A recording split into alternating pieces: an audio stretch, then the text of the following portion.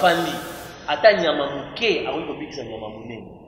C'est-à-dire lorsque tu te crois que tu es fort, il faut penser aussi à ceux-là qui sont faibles bakobikisa yo.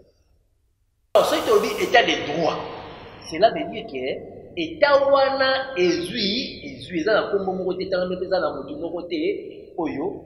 Mais si on saute au état de droit, il faut to banda yango babandaka eloko nyonso na misi. Et Afrique eza ndenge mote na ba réalité Europe, ndenge mote ba réalité Asie, ndenge mote ba réalité Amérique. To mema bito toté na kati ya démocratie na biso. To vivre Alingi atala émission ya Kambangu. Info plus,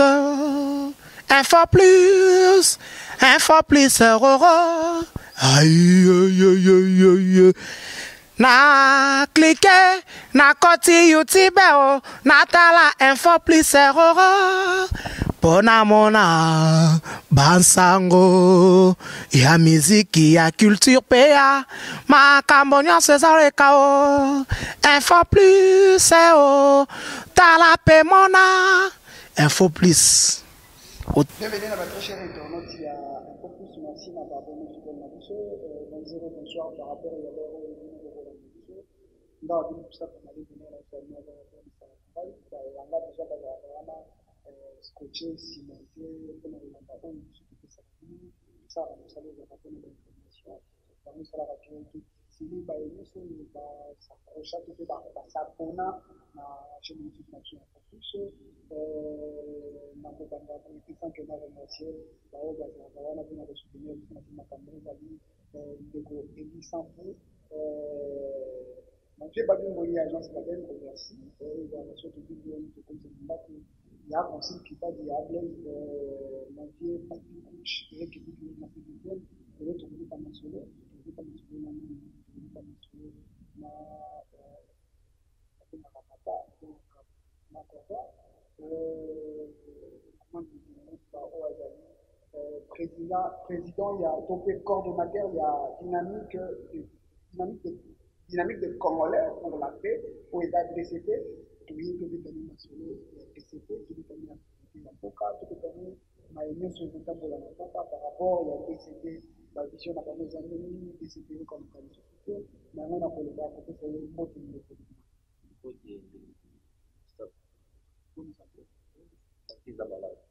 santé za malamu maman sanga olandi le qui est connu par rapport à discipline qui fait l'actualité en boca mais pendant que c'est que tout de la maladie Covid-19 pour le coronavirus pour la pandémie mondiale on touché par institution et paralysé par ma robotée et le bana ba tanga tout de l'actualité santé pour le débat comme l'autre misala comme la moitié de la point et par rapport à la pandémie. Merci beaucoup. Merci beaucoup. Pandémie à monde entier, coronavirus. Oui, c'est une maladie. Mais nous devrions faire la part des choses.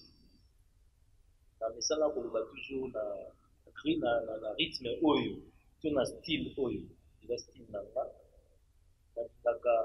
toujours tout ça la part des choses, c'est-à-dire il faut ceux qui te donnent bilanga, ceux qui te donnent bilanga, il faut que la matiti na biloko esengeli to bengaka milona nde omona tokozala na oyo tobengaka ina soki toyebi kolongola milona te et pardon matiti te eza mpasi mpe totika na milona tokozala na bilanga to elanga oyo esangani na milona na matiti esangani la epesaka mwa confusion omona mpe na mosusu bilanga ebebaka maladie ya coronavirus ezali maladie oyo ezali frappé dans le monde entier.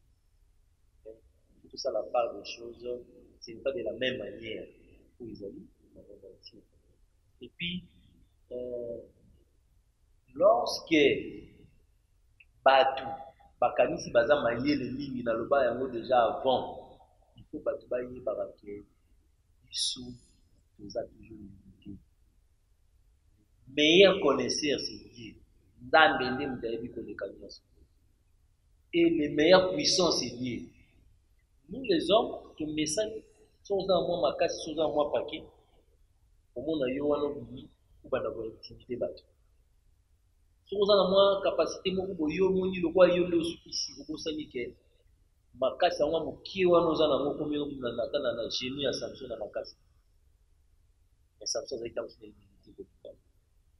Moi, tu vois autant mon au commun na niveau ba chevaux ya danger ko ya kosakana te yo wa seulement on doit tambola au commun na niveau na donc au commun na niveau mon côté oyo pour ipate nzambe yo mo yo kwa yo ko commun nzambe pour nzamba pesa mo capacité ko ben nzamba zozo misaka biso na bato ba confusion omoni si nous voulons dire vrai ba makambo boyi parce que ça frappe tout le monde.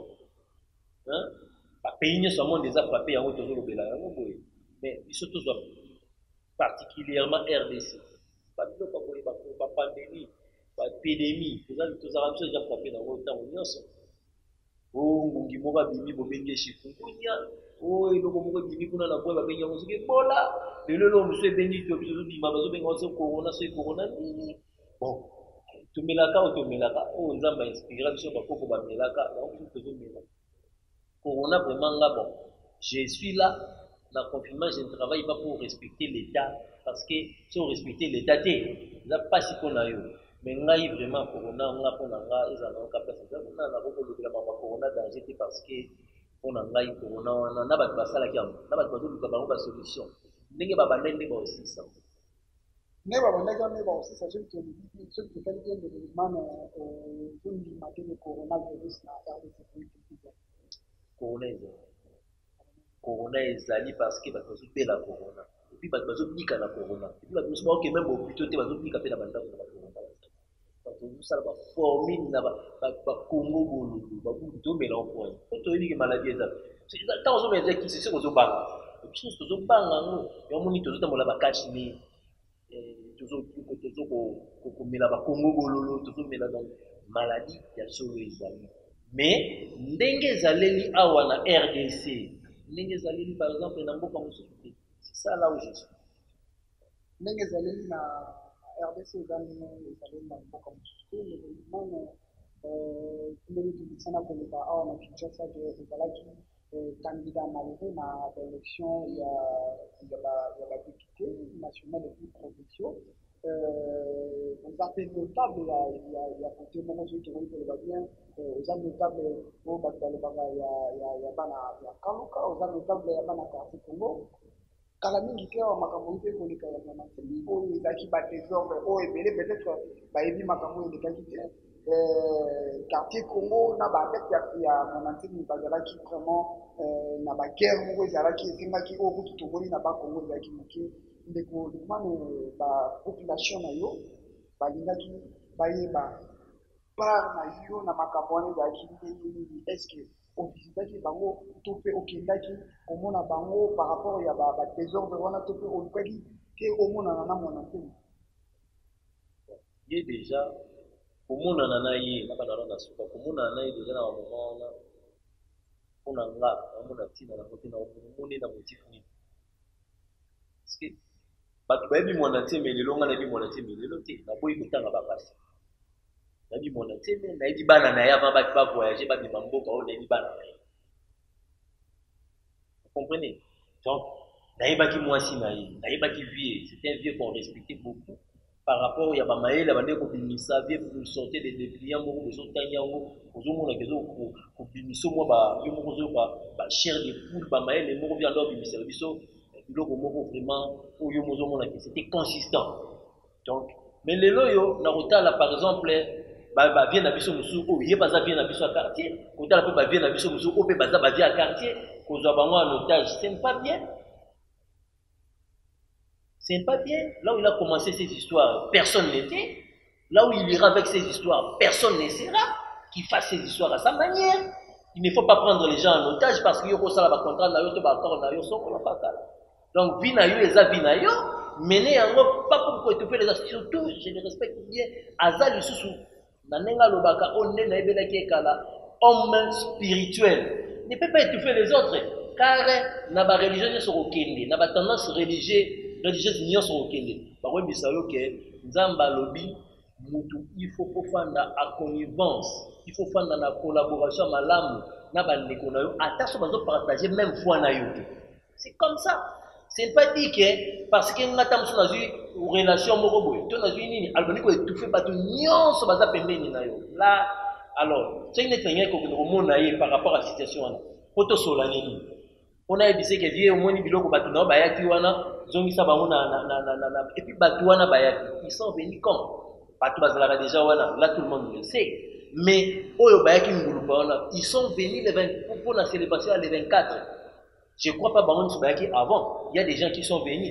Ils sont venus dans circonstances nini et puis dans nzela ni parce que de biso ngana ke ba Congo parce que nzema Congo bona sa ba Congo.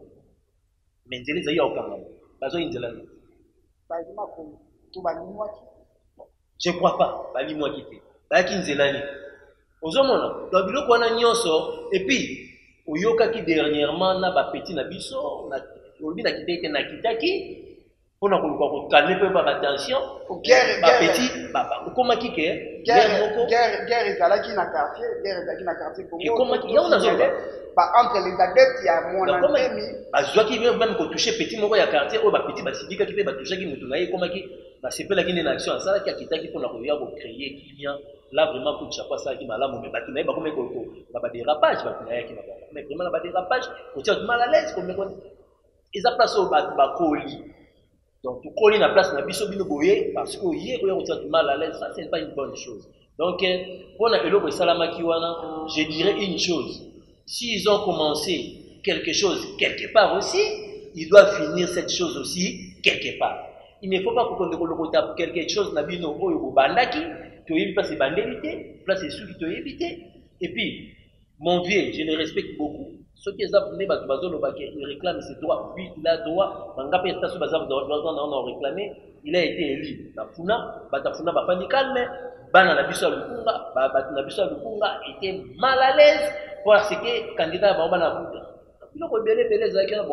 moi, quand on a mais car un conseil qu'il est bien que nous nous respectons, à Xavier pour inspirer bien qu'à inspirer mais là, il n'inspire pas. Mais avant, il nous inspirait. Alors, tant qu'on a inspiré, on les respectait.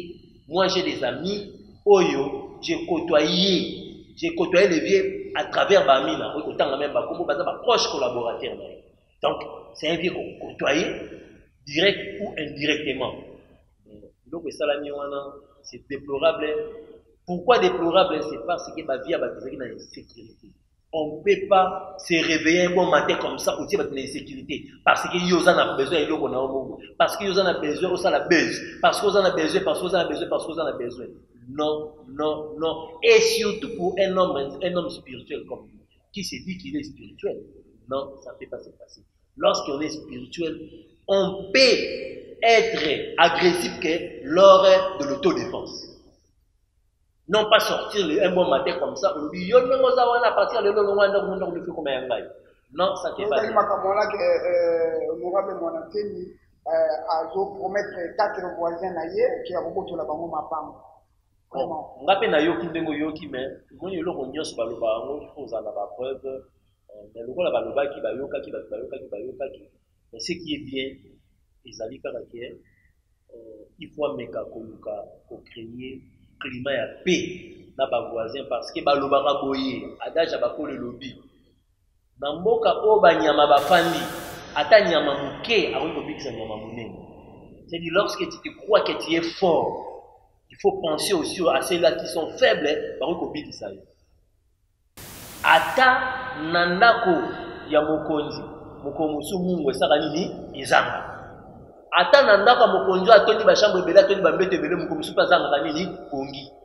Il faut faire attention. Il faut respecter tout le monde. Miti na place na yo, fana na point na yo. J'aimerais que na point na biso les gens puissent vaquer facilement. Oya linga bimabini, oya linga zonga zongi to mesana bongo. To mesana na kozwa na biso na kozanga na biso, tozala na liberté. Alors il y a une liberté tozala na économie.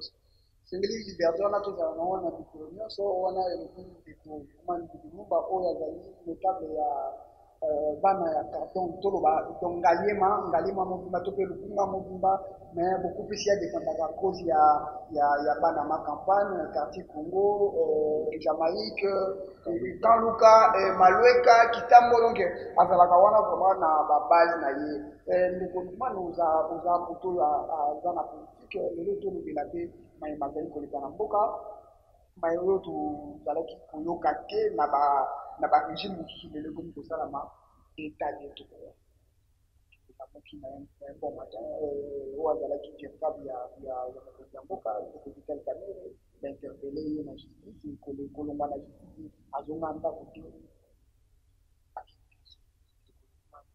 ntango ozomona makambo ya ndenge wana okoloba mboka na biso ezo avance to mpe ekoki kozala nini. En tout cas, la bandeli sukoloba que je me réserve nakoloba te kezo koavancer te sozonga parce que nayebi ke lobisa makasi. En Afrique, il y a à boire et à manger. En Afrique, il y a à boire et à manger. Et ça veut dire quoi? Je ne vais pas juger ma apparence. Que elo omo salami ngana talika fait. Non. Il faut que la action. Qu'est-ce qui a boosté le Koana? Le Koana a bien boosté le Koana. Je me réserve non de proclamer tendance Mokoboyo. Pourquoi? Parce que état des droits d'abord. Quand on parle état des droits, c'est une bonne chose. Ça va. Mais ça ne suffit pas pour moi. Ça ne suffit pas pour moi. Parce que quand on parle de l'état des droits, droit n'est le bini, droit est le biboyi. Ils avaient le quoi au mot tibana na onanda. Au bina bana na yoke, bana na ngai. Na sengeli komona bino soki 18h ebeti. Mwana nyoso wapi na ndako. Yo soki oye outi musalo zonga 17h30. Au fandi wana ozomona 18h soki ngobeta mwana nyoso toko se précipiter azonganda ko papa ningrate après 18h mwana za nini bana. Mais tant olobi bongo olobi teke nzuzi yoko taka na 18h. Ti olobi bana, ça va? Donc quand on parle de droits, c'est-à-dire que dans un pays les droits reposent sur tout le monde ou s'imposent sur tout le monde. Ça va? Alors ce qui olobi état des droits, cela veut dire que état wana ezui eza na kombo moko te tanga mpe eza na motu moko te oyo mais siko so tobi état des droits il faut to banda yango babandaka eloko nyonso na misisa so na misisa te bobandi yango na likolo c'est-à-dire il faut pas kozwa eloko na katikati yango na bino nayebi te ndenge nini babandaki yango mpona se proclamer il faut nameka na kolandela nayeba parce que ça peut banaliste nasala banalise nayeba eloko nini oyo batiaki quels sont les critères établis pour la résolution? On ne peut pas directement juger la chose à partir des résolutions. On commence à juger à partir des critères. Ça va? Tu sais par exemple les critères. Critères les aliboy. Avant Bazuayo. Et Sengeli Yozala Moulaï. Ce qu'on a Moulaï, c'est moi Bazuayo. Exact. Natango wana sikonga na rotuna neni mutamukusa za kasi na bino. Esengeli teba obazo okoza mukusi. Na rotuna siko neni mutamukusi ya mulaya za na kati na bino. Mais lorsqu'on n'a pas de critères, on sursaute comme ça, on fait des choix au hasard. Alors après si matorozonga lisuto rebondi na ba fait parce que total qui va critère ti non. Nous sommes, je crois qu'au Congo ici, nous avions une crise, mais nous n'avions pas une carence. Ça va? C'est-à-dire que crise, il y a Badou Israëli, mais carence, ça va te zate. Bato amaye les bazans à Congo, oyo. Oh, bah, oui, bah, il dit, biloko na zolo, bah, oui, bah, de la yango wana, mais pourquoi il ne commence pas par là? La personne gymnastique moura mouké. Je crois, les gens qui doivent diriger doivent avoir une moyenne. N'est-ce pas? Donc, ça dit, tant que tu as pour nabat, tu as dit, oh, na secteur tel, oh, na secteur tel, tu as la moyenne. Moyenne, nous avons mis d'abord, on a kanisi boy. Et on a la critère, tu as d'abord, tu as critère académique. Tu aussi, c'est un critère académique, tu peux avoir un niveau académique, mais ce n'est pas tout. Il faut pas l'andasiko, il y a valeur. N'est-ce pas? Ba valeur, est-ce que tu bandakana wana makambuya arrêt wana salami mutu non ko aza arrêté aza na kati ya mboka na biso aza mutu aza na ba valeur ebele. Il a plein de valeurs du point de vue d'abord académique. Plein de valeurs du point de vue académique. Toleki sous par rapport au rendement du point de vue professionnel. C'est quelqu'un qui a l'agenda au Mdako Yangwazate.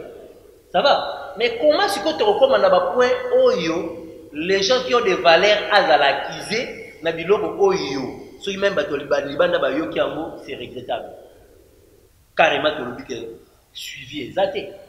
Est-ce qu'un pays qui se respecte, si ce sont des choses vraies, un pays qui se respecte, lui, quand il avait, si vraiment il avait commis des forfaits, quand il avait commis ses forfaits, il occupait quelle position? Parce que Mutupo Azala na moyen, Yako Simba Bilanga, il faut Azala Mutu Azosa la supervision et pas Bakitivateur, n'est-ce pas? Alors, il y a Azala qui wapi. Ils ont affecté dans le c'est-à-dire, par exemple, si vous êtes coordonnateur, il y a chantier. Si vous êtes coordonnateur à chantier, alors qu'est-ce qui s'est passé pour le beau dans la chantier? Là, maintenant, pour nous, parce qu'il faut tout ça dans l'analyse.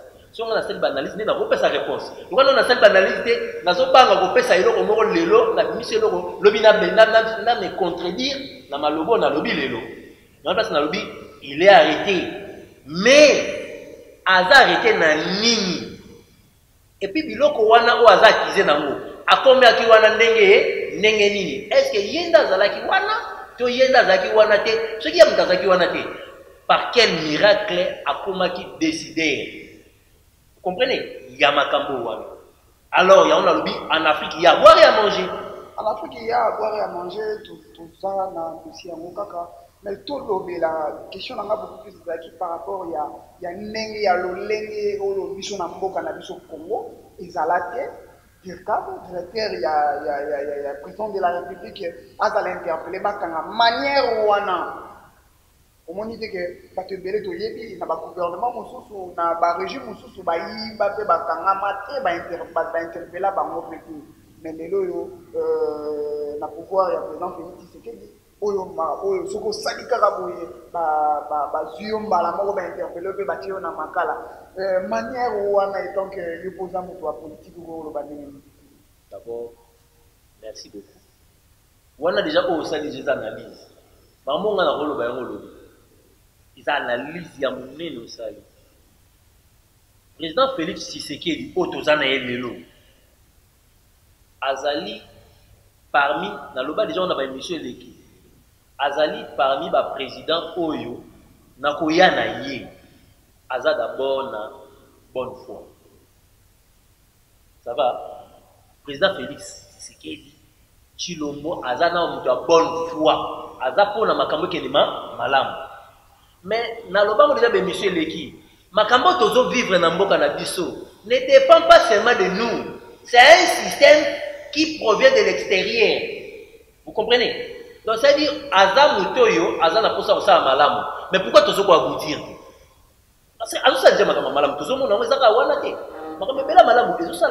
Mais pourquoi la résolution est en netteté?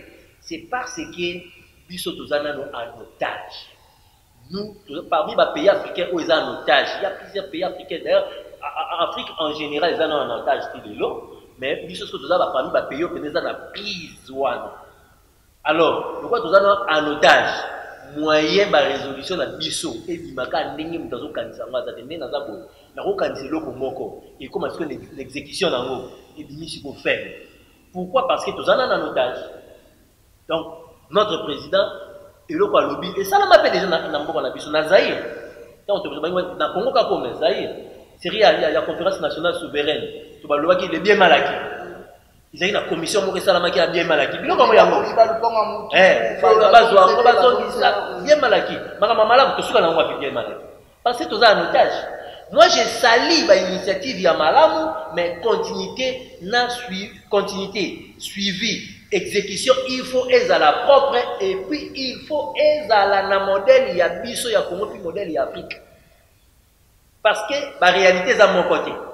Nous vivre la réalité en Afrique, nous vivre la réalité, nous vivre la réalité dans tozamboka oyo soki naza bilolo nga na lambi nayebi fufu na sombaki ekolo moko fufu mais ma ya fufu na tiaki eza ekolo na sakomi fufu ezoteba nolela longola mai na longoli te fufu ezoteba il faut que ndoluka fufu ba c'est pas ba voisin c'est dit ba réalité ya Afrique eza ndenge mote na ba réalité Europe ndenge mote ba réalité Asie ndenge mote ba réalité Amérique to me mabito toté na kati ya démocratie na biso to vivre vraiment démocratie congolaise démocratie africaine c'est ça là où je suis.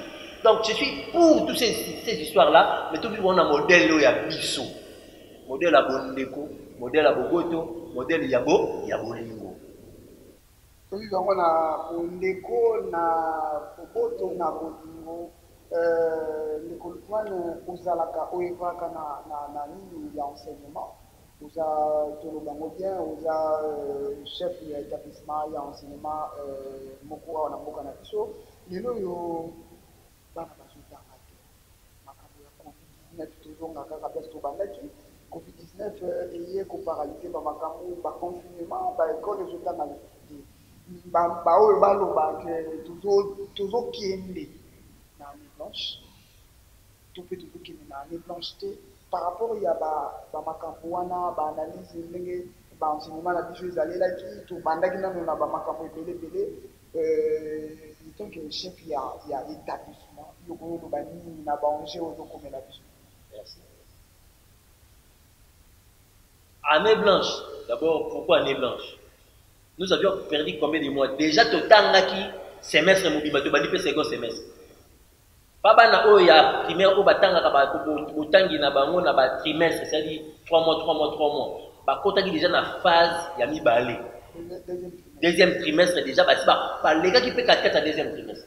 Pour l'enseignement supérieur, on va attendre un semestre, c'est-à-dire 6 mois. Bango, les gars qui déjà premier semestre, donc on va attendre 5 mois. Les gars déjà premier semestre là-bas. On va attendre 5 mois. Premier semestre, 5 mois. Deuxième semestre, 5 mois. Bango, les gars déjà 5 mois là-bas. On va dire, ça va côté déjà dans deuxième semestre là-bas. Alors, ça va côté déjà dans second semestre. C'est-à-dire que les gars vont permettre à souka aussi ça.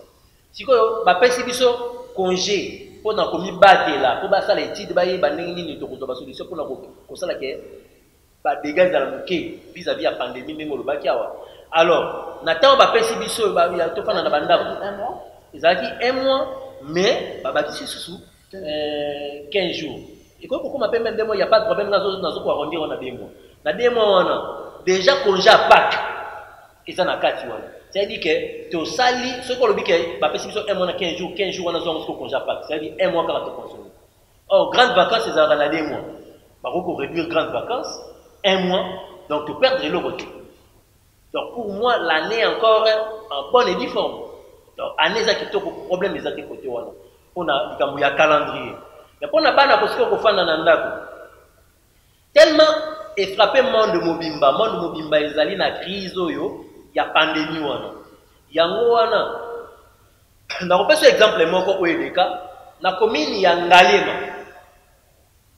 eza na famille moko église moko zali pembeni na bango batiaka musique na bango parents na bango abelaka ba hypertendu abelaka bake ba commis lettre bake kotikela bourgmestre. Quand on va faire une série à excusez-moi, série à président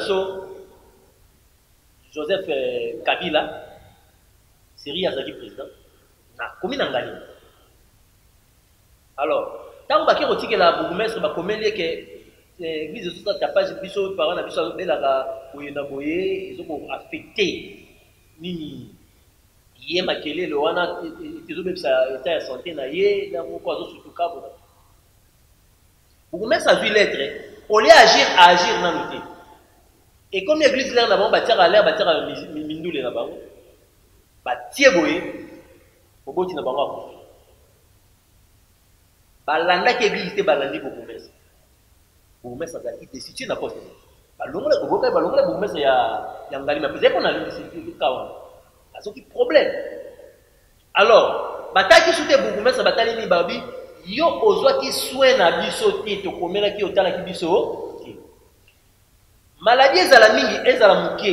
Soki lelo mwana na yo biso ake classe ake kozwa maladi na classe pour le président de la république ndenge otikaki bana na biso oui donc président azali na choix te bon azwaka mesure ya koloba ke pourquoi bato nyonso bazosala to sur soir na baétude en attendant que bato ya domaine wana basala barecherche bapesa biso sikoyo baorientation yango wana nde kozala barésolution na biso c'est ça développement toujours continuer DCP tout le la DCP tokontana na tout ça DCP DCP publicité DCP santé ya DCP moi moke bato bazodela mingi DCP yaki na banque moko ezalaki sorti officielle oyo bato bazela te esalama mais apparemment DCP lelo oyo lisolo nango ezobetama lisusu te DCP bato esantre ezalaka te DCP baréunion ndenge toyoki ezi mpa bandeko mosusu bakendaki totuna mituna DCP baréunion ezalaka te mpona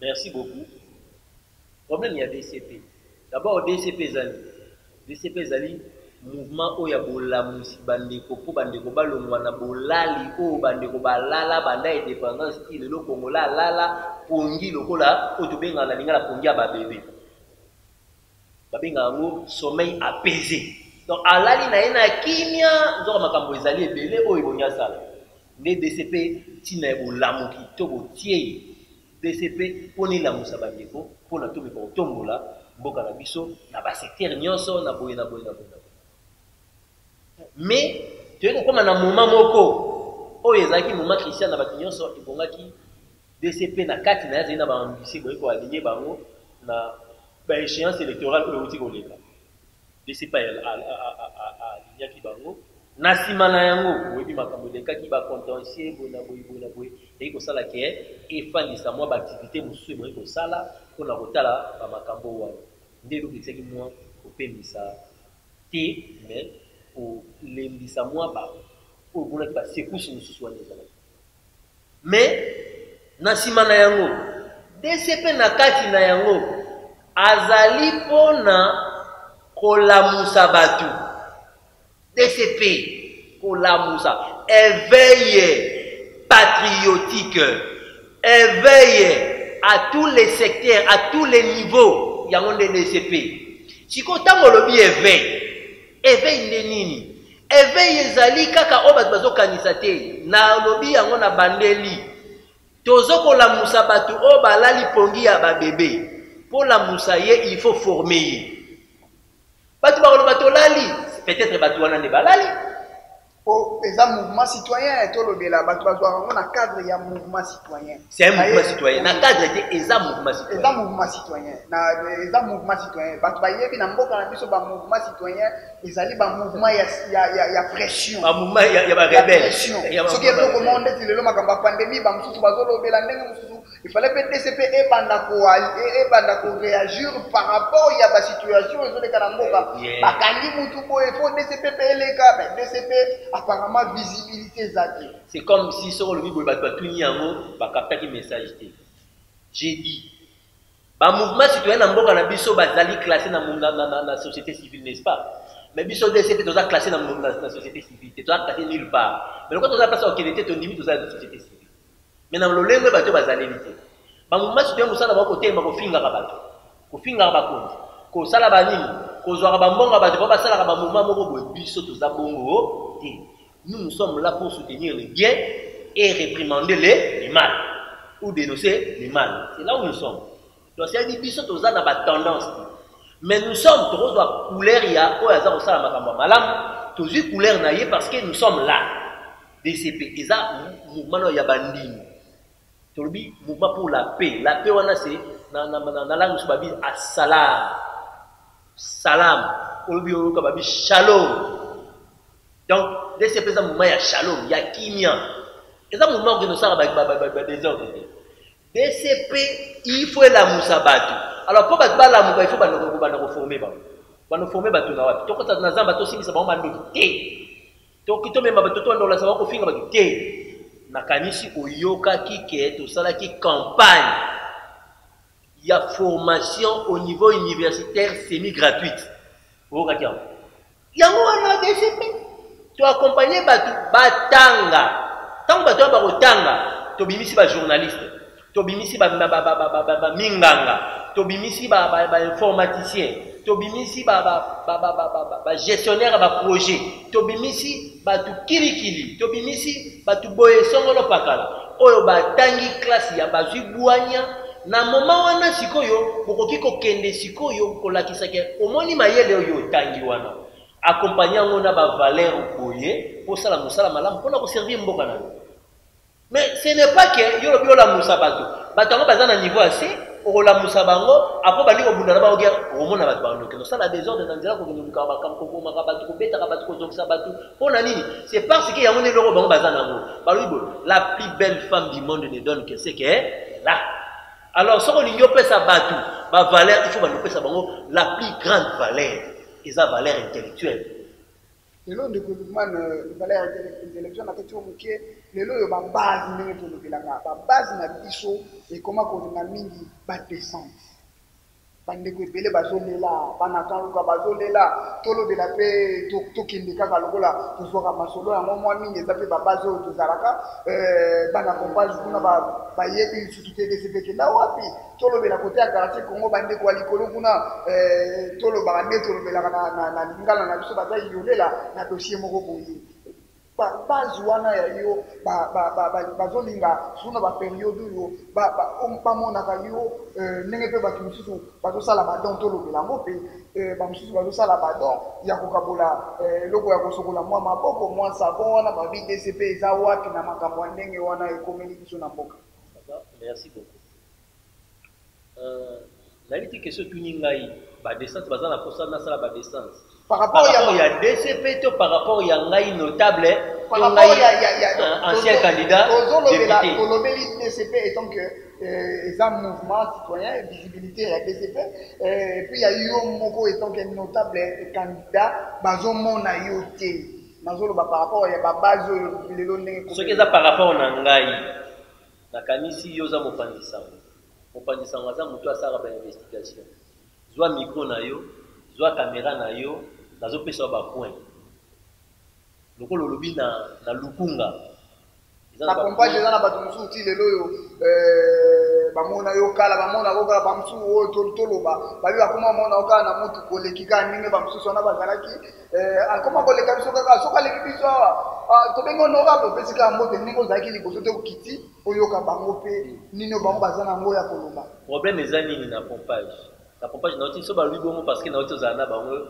semaine passée azalaki na bango c'est normal baloba bongo parce que na solo là na bango nazali na kati ya motuka na kitaki te pourquoi na kitaki te c'est parce que oyebi yo tofandaka na mboka moko kokita na nga mpona zonga na motuka elingaki ezalelanga mpasi nazalaki na bango soki otuni yawe kende na pompage chef ya pompage c'est yawe tuna yawe akoyebisa yo ke nauti kozala na bango tokabolaki oyo ebisengaki tokabola tozali na oyebi mikolo tozali na confinement makambo pene eza mpasi mais oyo moke tokabolaki na bango mais na kitaki te bango bazali na senga azali na motuka na raison moko c'est parce que ndenge bato babande koya soki anguma nakanisi oyebi ndeko Mustapha nauti kozala na yo il y a je crois 3 mois ou 4 mois passés. Dans le mois de décembre, tu concert. Ezaki décembre. Ezaki milulu ya bana ya quartier ba organisaki. Le 24 décembre. Ezaki journée culturelle na bango bana. Le 24 décembre. Ah, ezaki journée culturelle ya bana ya rond-point Sakombe. Bana rond-point Sakombe ba organiser journée culturelle na bango. Na sala ki moi quelque chose peut na réussite ya journée culturelle wana. Alors le quoi basenga du présence na nga na kendaki. Omonaki na kitaki nazalaki wana to partager malamu lere koma kita unazonga na mutuka. Omonaki sengaki intervention ba policier, intervention ba maître, intervention bo epoka kana zonga na mata na mutuka. Ikoma ki problème. C'est-à-dire que et comme na moment moko total ka pe tempérament ya baza ba tunga biso mais total ka pe tempérament na ba. Omona oyebo o partager bien et comme lero kende oya ya beno na lugo o kende te oya lingazwa yo oya lingazwa mais nzoto eza moko boyo longola nga loboko boyo longola nga lokolo ezomona yango mona ka lero moko na ye ke so la na biso mais naza déjà na position de tir naza na mtu tozo partager malamu lero moko yeke ya neni olonga ba tuliboso tango ba olonga ba yo pepu na yo ke pona ezala te ke mais senga ka ba makambo sto kitaka peto solo neti pour le na station ma campagne kene na station ma campagne banda biso nyoso toleka na makambo élection tuna bango candidat nini nazwa te nga naza député te naza libanda ya parlement mais tuna bango mutu nini oyo azongaka oyo akitaka sololaka na bango apartageaka na bango mais badon oyo baninga bazosala ya mwa savon ya mwa nini ya kosukola maboko par rapport ya pandémie bandeko mpe bazolela ndenge nini honorable na biso akoki kosala pe te araisonne na makambo wana nakanisi ndeko Mustapha zonga lisusu na bana ya quartier Congo naza na ba résolution plus que savon parce que savon na roza tamusu na mbongo te ya kozwa savon kopesa na ndako nyonso ya quartier Congo kopesa na ndako nyonso ya Kasapa parce que eza na ndenge toza na ba notable ya mabele wana eza na mutu moko ta anyataka mabele ya Kasapa pango na kotaka na Kasapa bayedi yango te mpe bayeba Kasapa te eza milieu glissant na kotaka Kasapa ezali entre quartier 5 na quartier Congo quartier wana eza ya mabulu wana na hotel osoza na binza na Delvaux na se hotel Okapi na se wana nyonso mpo koma cimetière ya Kitambo yango nde babengi Kasapa quartier Congo na Mopandi quartier Mopandi Okapi likolo na kati wana nde babengi quartier babengi Kasapa donc naza sel mutu na kotaka Kasapa na makolo naki na Kasapa soki osambela na bango na sambeli soki olia na bango na lie soki osola tosololi soki obeta masolo tobeti ngai alors naza na mbongo te ya kopesa bandako nyonso na moment oyo parce que moment mwa badifficulté ezali ya kopesa bandako nyonso ya quartier Congo savon kopesa ndako nyonso ya quartier Congo katini mais naza na barésolution plus que ça par exemple oyebi projet tozosala bientôt là tozosala descente mpona kokende kopesa 1 mètre ya câble 150 mètres. Yo to bi yo ndo tanga na ba na bika 1 mètre. 1 mètre. 1 mètre ya kame ngana sala ka wapi ngana zwati. Ngana ka bona nga pasi bana ba kolia na privé na bana jour wana boka ngana onzala bandeko na nga. Bandeko na nga pe bazwa nani. Mundi bili bolali na kuka bandeko na pe balala na kuka. Donc nasumba 1 mètre ya câble na tia bandeko na nga. Siko so na tia 1 mètre ya câble wana. Ekota nda kumoko te. 1 mètre câble koleka mutu na mutu azobenda ezokotana ndako monte ko servir batu mieke na notion ba savon donc ngai batu omoni batu les gens sont en train de faire ça pour na visibilité na bango mais ngata on sala biloko wana na sala ngo pona bonde bande ko na ngai donc na sala ngo pona bango c'est-à-dire moi je suis en train de servir mais les gens qui amènent les savons se servent ils se servent yebi sanga to ba me savon les apona yo on sait la savon yo za mo ngosomba savon amemeli yo savon pour la sala buzz mais ngata on a mis makabe wana pe mona pe tamsi yo mtozo ka image mais mona pe na memi na caméra te oyebi na luzolo bayango lelo bon bolimbisa na lo bayango na quartier ko sai ko quartier soki ozali na lalu okiti na lalu tina se la droite quartier na boboliko ça na kombo nango boboliko oui mais quartier nango kombo nango avant o banda ko kita na bolikango avant bolikango to kombo ezokima meto tuzala wana bandeko a partir ya makelele a partir ya makelele ya kotoka mai ti likolo na kei na memeli bango be équipement pona okotsa mai kuna mai au jour à inauguration yebi na kena ko inaugurer makambo salama oyebi makambo salama na ningaki nga mutali boso na mela mai na tiango ta na mutu so na ko mela te mais na zwata mo ya ko mela mai wana te oyebi mama qui pense à ça na même na bato baza na mbongo moi je n'ai rien biso dès que tu beta ka ba cop na biso bozui tout ça pour la bande qui fait ça personne mais moi je l'ai fait na lo barango pété et le capé na TVT mais les gens qui passent à la télé avec un savon qui coûte 300 francs avec un savon pour na muta sokoli nango boye sili mais ngana memi résolution na memi ba équipement bata régie des eaux pour le côté boye combien za quartier bo pesa ba futa mai na ba facture allez botia la bango ba câble ni ba tuyau pardon botia mai continue na quartier qui pense à ça pense à son frère mai on nga quartier na fanda raté na mela même pas yango na sokola ka ngote et puis pona koloba susu ko kene malamu na quartier wana ngana za na ndeko te biologique azati. Donc je ne le fais pas parce que nous sommes là pour ndeko nanga, mais je le fais parce que nous sommes pas bandeko nanga. Je trouve que je vais faire la côté là-bas. Andeko nangai. De Goulukman, toujours le Bilakaka, DCP et Asira qui est le Komoko, et que la soya baïman. Imam Bazali, prédicateur musulman, pour DCP, il a tendance, il y a des musulmans, il y a des chrétiens, il y a des DCP Bazali. Les loyaux, tout le Bila, ils ont les capés dans l'islam, pour tout le monde qui est déjà dans la possibilité, Komiko, Assemblée Générale des Salami, Assemblée Générale des Salami, va changer.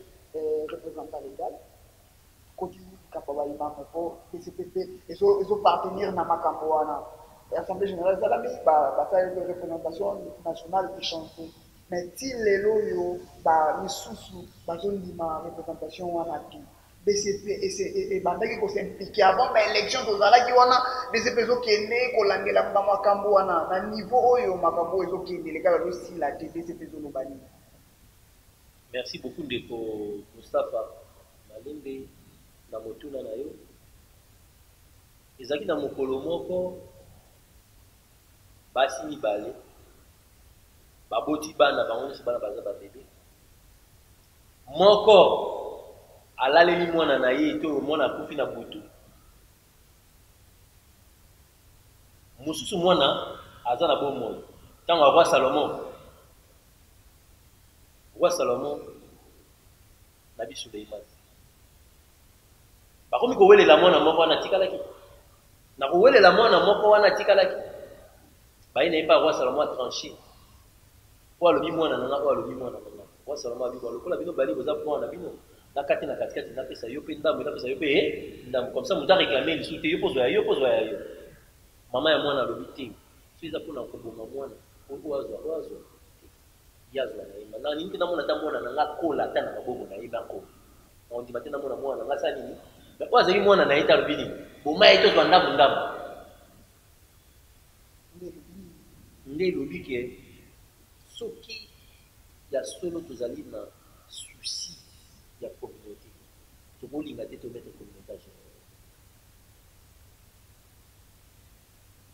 tokoki jamais koya et pas muto tozo se prétendre que yo nazo ko condamner ndeko musaka yo bomi religion ngape na iko bomaka religion. Je vous dis une chose pour dire que le monde entier aujourd'hui tourne autour des intérêts personnels et influence on est ba ko tena ba mangomba yango moni bato l'air moko bakomi omona mutu amoni vraiment que nga naza na droit ya kosala eloko wana mazozwa droit ya kosala yango azoni pesa ba droit pardon ya kosala yango parce que azolinga a imposer intérêt na ye yebisanga siko na place wana mutu aza déjà esprit na ye c'est comme c'est télémaison quoi montre zo balukate c'est télémaison moko yo ne balso onde yo lobake abaluka parce qu'il y a seulement intérêt na ye wana azolinga ta perdre intérêt. C'est là où nous sommes. Ce qui bloque la communauté, ce sont les intérêts personnels. Et les intérêts, ce n'est pas seulement personnels, mais ce sont des intérêts égoïstes. Ce sont des intérêts égoïstes. Je respecte beaucoup les imams. Dans le bas qui prendre sur les imams, soit dans le bibonga tayo mon parce que yo za ba enregistrement na nyonso. DCP godwa yote, DCP godwa charge. DCP na loba ki boyi. Tala na ba enregistrement na bandeli. Parce que na yibelo na loba ki boyi. Bandeko na ngai na lingi biso nyonso ensemble tous doit soya ba imam. Parce que notre pays ne prend pas soin de nos imams. Comme notre pays ne sait pas prendre soin de nos imams, nous-mêmes les adeptes, nous pouvons le faire en nous organisant. Ça va? Est-ce que nous avons déjà commencé cette opération de nous organiser pour prendre le soin des imams? Ou prendre soin des imams? Non. Il y a une place pour ça. Il y a une place dans la vie, naza pour former bateau. Nazo tangisa bateau, bateau tangisa pour kilke bango. Mais koloba éducation moko to kene na ba résolution. Yango na tuna ki yo likambo ya communauté po ba imam wana bazana na kati ya communauté. Oui. Il faut que bana DCP na no s'impliquer na makamba communauté po ba imam pe bazala bien. Na kanisi yango wana okoyoka ta mususu okoyoka. Ba ebisi oke. Na kenda ki ko intégrer communauté. Parce que oyebi malamu ke communauté za régie comme aspect. Pour ne pas reconnaître yokuna, il faut zala membre effectif. Tout na ah, bah ça la bon ça va. Bah ça ramène pour membre effectif. Oh, il faut quoi adhérer. il faut qu'on un membre effectif, il faut que ça va après ça va cotisation dans l'entité na sous-région. Quand on a pesi adopté ngati nazaki kuna ti lelo naza secrétaire général. Nazo zela batia nano d'ailleurs pour ça va affecter naza na secteur onga na lingi na yete. Proposer ce ba opesa ngango. Postuler dans le secteur. Ça va? Pas pesa nga secteur wana est vrai dans le secteur wana. Ce n'est vrai dans le secteur wana. Au monde na biloko. Na biteke na futa ba imam. Mais na ko organiser biloko ko ko mema biso na à peu près. Si maintenant on commence la résolution. Le gouvernement va ça la déjà signal tout banda prochité tout ça na sanga ya Ramadan au centre ya ba musulman décidé il la maman ya ba donc ça ici avec pas mais ça na ba pasteur ba na DCP tout le baga ba musulman na kata DCP ba pasteur bazali o ngamo na yebi o ngamo pe na zolo ba vraiment o za vrai DCP za mama ba imama za ndaku ya ba imama iluba nini oyo koyebisa bandeko to mpe bandeko à part ba imam ba musulman nyonso oyo pendant déjà oyo tokoti déjà mwa mikolo ebele na bosani mikolo ya sanza ya Ramadan. Nsima ya komibomba epai ya Nzambe liboso ya oyo atondami na botutu na kombo ya Nzambe oyo azali Nzambe ya mawa Nzambe bofundisi ekomami likolo na bino kokila to kogene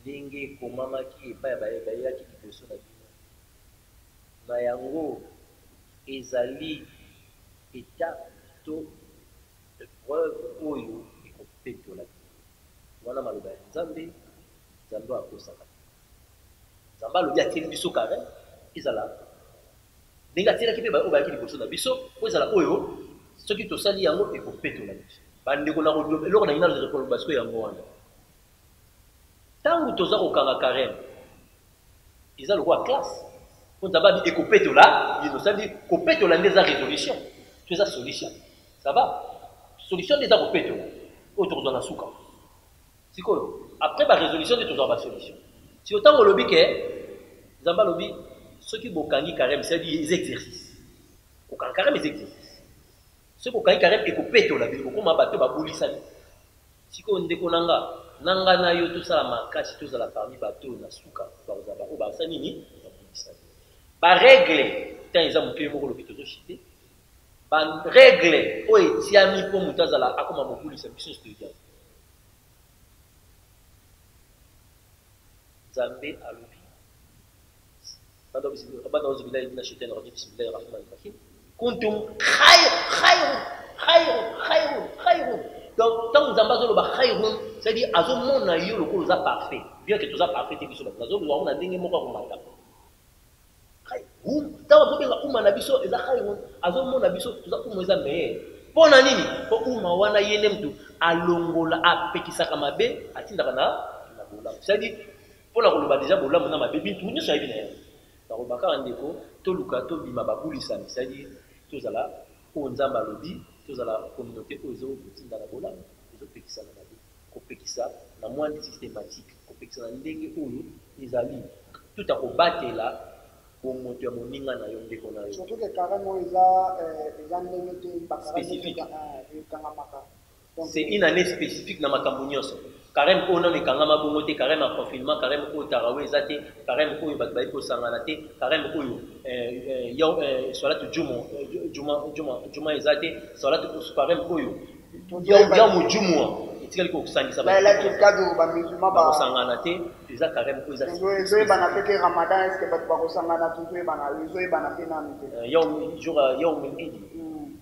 ide fete ils ont baladé ce pays de fait au sang ensemble à moins que état déjà situation de cité et de fait nous dans ça on a d'après naï yena bana naï mais yimoko soit za payer yimoko donc za carême ko ndekonanga to meka kosala makambo ya nzambe mpona nzambe.